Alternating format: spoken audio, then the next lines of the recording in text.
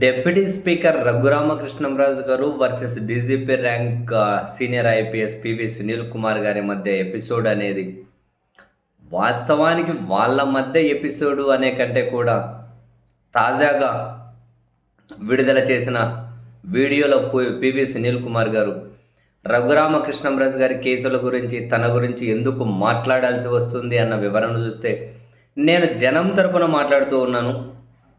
ఇప్పుడు ఎవరైనా కనుక క్రెడిట్ కార్డు బిల్లు కట్టకుంటేనో బండి లోన్ తీసుకుంటేనో ఇంకోటి తీసుకుంటేనో అది కట్టకపోతే బ్యాంకులు ఇళ్ళ మీదకి వచ్చేస్తారు, బండి రోడ్డు మీద తీసుకెళ్ళిపోతారు. వాళ్లకు ఒక న్యాయం, రఘురామకృష్ణంరాజు గారికి ఒక న్యాయమా? అదే ఏ బ్యాంకులనైతే ఈయన ఫ్రాడ్ చేశారో అదే బ్యాంకులో నా అకౌంట్ ఉంది, ఇట్లాంటి వాళ్ళు 10 మంది తగులుకుంటే నా డబ్బులు నాకు రాకుండా పోతుంది కదా. అలా చాలామంది పరిస్థితి అలాగే ఉంటుంది కదా. వాళ్ళందరి తరపున ప్రజా ప్రయోజనాల కోణంలోనే నేను మాట్లాడుతూ ఉన్నాను అని తాజాగా సునీల్ కుమార్ గారు వీడియోలో చెప్పినటువంటి మాటలు. అండ్ రఘురామకృష్ణంరాజు గారు డీజీపీ గారికి లేఖ రాసి పివి సునీల్ కుమార్ గారు అఖిల భారత సర్వీస్ అధికారుల నిబంధనల ఉల్లంఘనకు పాల్పడుతున్నారు కాబట్టి ఆయన సర్వీసుల నుంచి పూర్తిగా తొలగించేయండి అని చెప్పి లేఖ రాశారు. దాని మీద ఒక సుదీర్ఘమైనటువంటి వీడియోను పివి సునీల్ కుమార్ గారు విడుదల చేశారు. అందులో ఈ అంశాలు కూడా ఉన్నాయి.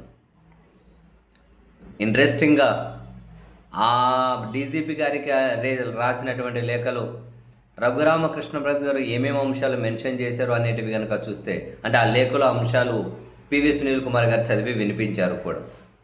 సో ఆ అంశాలను కనుక మనం చూస్తే డెఫినెట్లీ మనకు ఒక పదం గుర్తుకు రాకమన్నదేమో కర్మ హిట్ బ్యాక్ అని.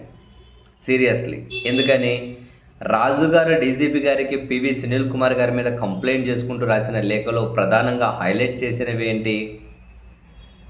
నన్ను సిబిఐ కనుక అరెస్ట్ చేస్తే ఆ కేసు నిర్ధారణ జరుగుతుంది, నిర్ధారణ జరిగితే యావజ్జీవ కారాగార శిక్ష పడే సెక్షన్లు అని పివి సునీల్ కుమార్ అంటూ ఉన్నారు.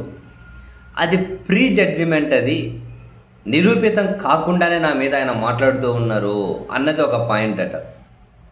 నిజంగానే రఘురామకృష్ణంరాజు గారు ఎంతమంది మీద ఎన్ని కేసుల గురించి, జగన్మోహన్ రెడ్డి గారి కేసుల దగ్గర నుంచి మొదలెడితే ఆయన బెయిల్ రద్దు చేయాలని చెప్పి కోర్టు న్యాయస్థానంలో పిటిషన్లు వేసినప్పుడు పిటిషన్ అంతవరకు ఓకేనేమో, ప్రతిరోజు రచ్చబండని, ప్రతిరోజు టీవీ ఛానళ్ళలో కూర్చొని అందరినీ తిడుతూ అన్నిటి మీద జడ్జిమెంట్లు ఇస్తూ అందరికీ ఉరి తీస్తారని అసలు ఎన్ని ఎన్ని ఎన్ని ఎన్ని ఎన్ని ఎన్ని మాటలు మాట్లాడారు. ఇప్పుడు రఘురామకృష్ణంరాజు గారు మళ్ళీ ఒక విక్టిమ్ కార్డ్, బాధిత కార్డే నా కేసుల మీద ప్రీ చేసి ముందే జడ్జిమెంట్ ఇస్తూ ఉన్నారు అని. అంతకు నాకు తెలిసి ఒక 1000 రఘురామకృష్ణంరాజు గారు అందరి గురించి మాట్లాడే ఉండొచ్చు. అండ్ పివి సునీల్ కుమార్ గారి మీద చేసిన ఇంకో కంప్లైంట్, మీడియా ట్రయల్ చేస్తూ ఉన్నారు. ఈయన ముందే మీడియా ట్రయల్ చేస్తున్నారు. మీడియా ట్రయల్ అసలు రఘురామకృష్ణంరాజు గారు మీడియాలో మాట్లాడిన రోజా? అసలు ఆయన ఇంతకుముందు ఢిల్లీలోనే కూర్చొని వాళ్ళ ఇంట్లోనే రచ్చబండని కూర్చొని ఎన్నెన్ని మాటలు అనేవాళ్ళు, అందరినీ ఎన్నెన్ని మాటలు అనేవాళ్ళు, ఎంతగానో వీళ్ళే జడ్జిమెంట్లు ఇచ్చేసేవాళ్ళు, వీళ్ళే వాదనలు, వీళ్ళే తీర్పులు కూడా ఇచ్చేసేవాళ్ళు. అండ్ పివి సునీల్ కుమార్ గారి మాటలు విచారణ సంస్థ సిబిఐని ఇన్ఫ్లుయెన్స్ చేసినట్లున్నాయి అని ఆ సునీల్ కుమార్ గారి అంశం మీద మాట్లాడుతూ అసలు బెస్ట్ కామెడీ పార్ట్ అంటే ఇదే. ఇప్పుడు ఈయన మీద నమోదైన కేసులోనే రఘురామకృష్ణంరాజు గారు వాళ్ళ న్యాయవాదులు ఎంతమంది అధికారులతో మాట్లాడారు, ఎన్నిసార్లు మాట్లాడారు, ఎట్లా ప్రెజర్ చేశారు, ఈ వివరాలన్నీ కూడా నేను బయట పెట్టబోతూ ఉన్నా. దీని మీద కోర్టులో పిటిషన్ కూడా వేయబోతూ ఉన్నా. అందరూ బయటకు వస్తారు, ఏం చూస్తూ వదిలిపెట్టను. ఏది నేను ఊరుకునే రకం కూడా కాదు. మా జోలికి వచ్చి విచ్చలవిడితనం ప్రదర్శిస్తే మేము చూస్తూ ఊరుకుంటామా అని కూడా అన్నారు. సో రఘురామకృష్ణంరాజు గారికి సంబంధించి మొత్తం ఫైల్ చూపించారు. ఇదంతా ఉంది, ఇందులో ఉన్న కొన్ని ఫోటోలు అవన్నీ కనుక నేను డిస్ప్లే చేసి నా దగ్గర అంత డేటా ఉంది, మాట్లాడగలను. నాకు సంస్కారం అడ్డొస్తుంది కాబట్టి మాట్లాడట్లేదు. అన్నీ విచ్చలవిడిగా మీరు ప్రవర్తించి చివరి మీ వరకు వచ్చేసరికి మాత్రం ఇవన్నీ గుర్తొస్తున్నాయా? మనం చేసే సంసారం ఎదుటోళ్ళు చేస్తే మాత్రం ఇంకొకట అని కూడా పివి సునీల్ కుమార్ గారు అయితే పాయింట్అవుట్ చేసి మాట్లాడారు. వెరసి అదే అనిపించింది. ఇన్ని సంవత్సరాలుగా రఘురామకృష్ణంరాజు గారు దేన్నైతే స్వేచ్ఛగా చేసుకుంటూ వచ్చారు, ఇప్పుడు తన వరకు వచ్చేసరికి నిజంగానే అది ప్రీ జడ్జిమెంట్ అయింది, మీడియా ట్రయల్ అయింది, విచారణ సంస్థలను ఇన్ఫ్లుయెన్స్ చేసినట్లు అయింది. ఇక నా పరువు తీసే విధంగా మాట్లాడుతున్నా కాబట్టి క్రిమినల్ డిఫేమేషన్ వేస్తా అని చెప్పి అన్నారట.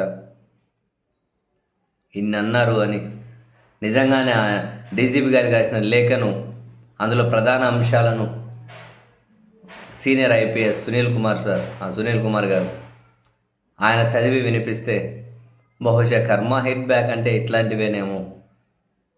రఘురామకృష్ణంరాజు గారి మీద ఒక అధికారి అట్లా మాట్లాడితేనే, ఒక వ్యక్తి అలా మాట్లాడితేనే ఏకంగా సర్వీస్ నుంచి తొలగించేయండి అని చెప్పి డీజీపీకి లేఖ రాశారు.